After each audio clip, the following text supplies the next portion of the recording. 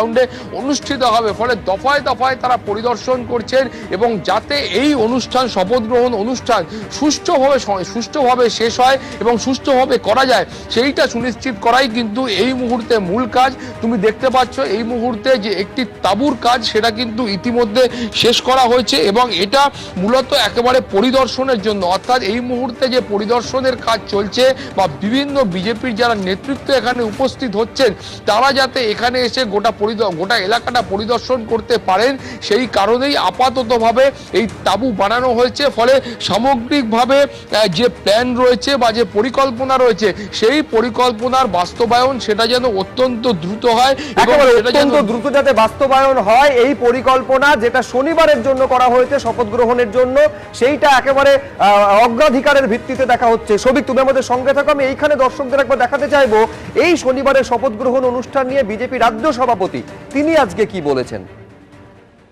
আগামী 8 তারিখ বিকেল 4টে আমাদের বিধায়ক দলের বৈঠক হবে, সেখানে বিধায়ক দলের নেতা নির্বাচিত হবেন এবং 9 তারিখ ব্রিগেড প্যারেড গ্রাউন্ডে সকাল 10টার সময় প্রধানমন্ত্রী, স্বরাষ্ট্রমন্ত্রী,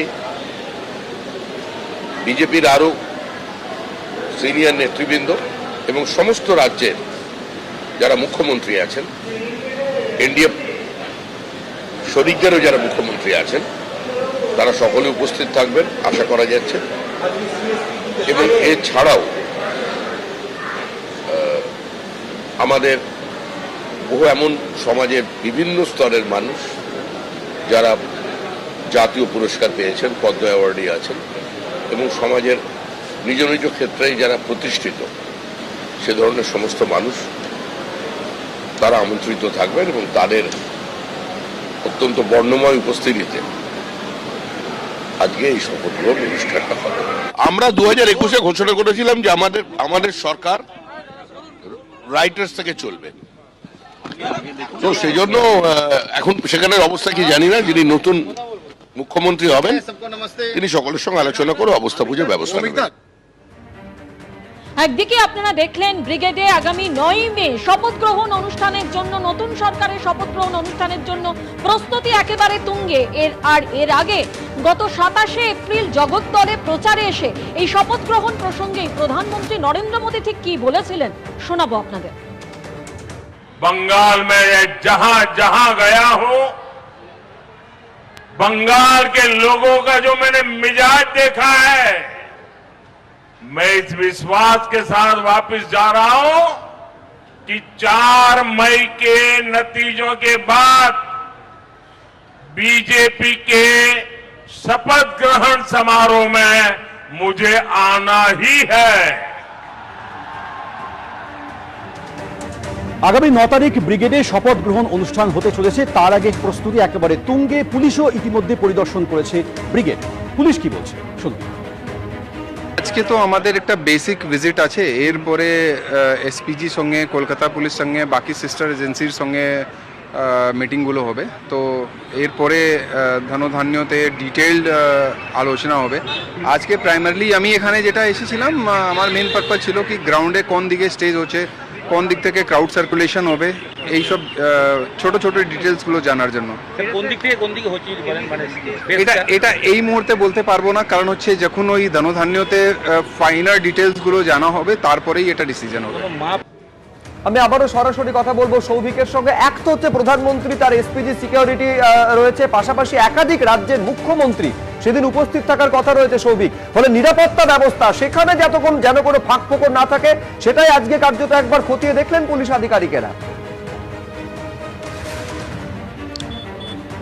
দেখো, একদমই এই কাজটা কিন্তু শুধুমাত্র আজকে একবার হয়েছে তেমন নয়। এই নিরাপত্তা যাতে সুনিশ্চিত করা যায়, নিখুঁত করা যায় এবং নির্ভুল করা যায়, তার জন্য কিন্তু বারবার এই পরিদর্শন হবে, এমনটাই কিন্তু আমরা খবর পেয়েছি।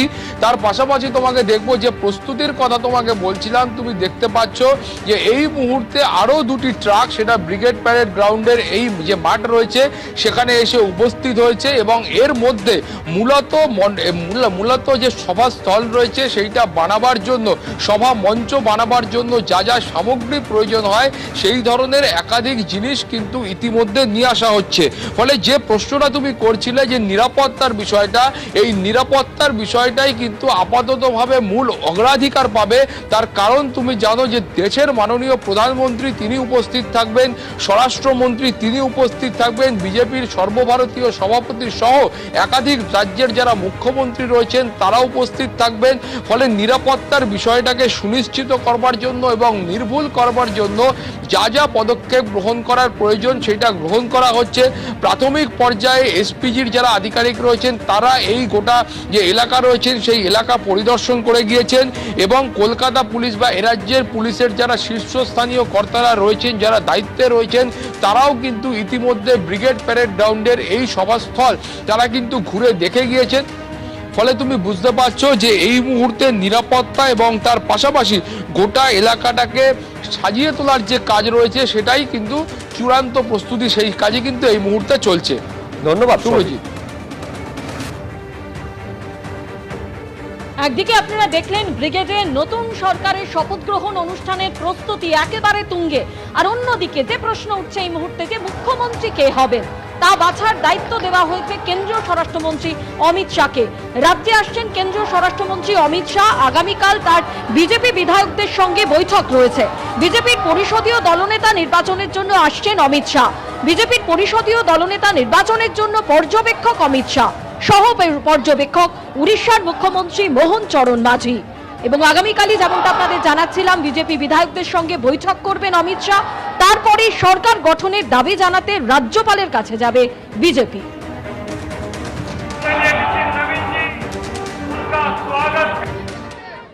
আমার পার্টির কেন্দ্রীয় নেতারা যেটা ঠিক করবেন সেটাই হবে। আমার মতামত দেওয়ার থাকলে তাদের কাছেই দেব।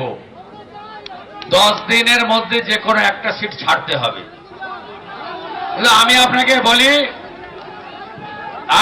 আমি ভবানীপুর এবং নন্দীগ্রাম দুটোই বলছি, আমি আমার কর্তব্য থেকে কিন্তু সরে যাব না। আমি দুজনকেই বলছি, বাকিটা আমার হাতে নয়। আমার কেন্দ্রীয় নেতারা যে সিদ্ধান্ত নেবে, আমি খুব ডিসিপ্লিন ছোটবেলা থেকে, আমি খুব শৃঙ্খলা পরায়ণ মনে করি। নিজের বলা উচিত না, সবটা একা সিদ্ধান্ত নেওয়া যায় না। আমরা 39% ভোট লোকসভায় পেয়েছিলাম, এবারে 46% পেয়েছি। আগামী 1 বছরের মধ্যে সরকার এবং দল এত ভালো কাজ করুন যাতে আগামী দিনে আমরা 60%-এর বেশি লোকের ভোট পেতে পারি। দলনেতা সেদিন ঘোষণা হবে। আমাদের যে বিধায়করা জিতেছেন সেই বিধায়কদের সাথে আমাদের আনুষ্ঠানিকভাবে আমাদের মুখ্যমন্ত্রী যে ঘোষণা হবে বা দলনেতা যে ঘোষণা হবেন সেই শিলমোহর দিতে অমিত আসছেন। কাল বর্তমান বিধানসভার মেয়াদ শেষ, তার আগে লোকভবনে মুখ্য সচিব এবং মুখ্য নির্বাচনী আধিকারিক রাজ্যপাল RN রবির সঙ্গে বৈঠক করলেন মুখ্য সচিব এবং সিইও। বিধানসভা গঠনের প্রস্তুতি চলছে, এরই মাঝে রাজ্যপালকে বিজ্ঞপ্তি পাঠিয়েছে কমিশন। রাজ্যপালের কাছে গেজেট নোটিফিকেশন জমা করেছেন সিইও। যখন আপনার ইলেকশন শেষ হয়ে যাবে, ইলেকশন সঞ্চালন করে ইলেকশন কমিশন অফ ইন্ডিয়া আপনার আর্টিকেল 324 অফ দ্য কনস্টিটিউশন। এরপর যখন ইলেকশন শেষ হয়ে যায়, তারপরে যত অ্যাসেম্বলি সিট আছে ওদের কে জিতেছে নীতি জিতে ওর পার্টি অ্যাফিলিয়েশন কি আছে এটা নিয়ে ইলেকশন কমিশন একটা নোটিফিকেশন ইস্যু করে। এই নোটিফিকেশন যেটা আছে সিও আর ইলেকশন কমিশন লোককে নিয়ম আছে রাজ্যপাল কাছে দেন, তো রাজ্যপাল যেতে constitution head of the state, রাজ্যপাল তারপরে অ্যাসেম্বলিকে নোটিফিকেশন করবেন। অ্যাসেম্বলি তারপরে কোর্ট অফ স্পিকারকে দিয়ে আপনার ওট টেকিং আরম্ভ করবে MLA। চোখ রাখুন নিবেদনের JBG হেক্সা TMT পাক্কা है। 25শে বৈশাখী ব্রিগেডে বিজেপি সরকারের শপথ, থাকবেন মোদী, অমিত শাহ। ইস্তফায় নারাজ মমতা। লোকভবনে নতুন বিধানসভা গঠনের প্রস্তুতি। সন্ধ্যে 6টায় দেখুন শুভ্রজিতের সঙ্গে।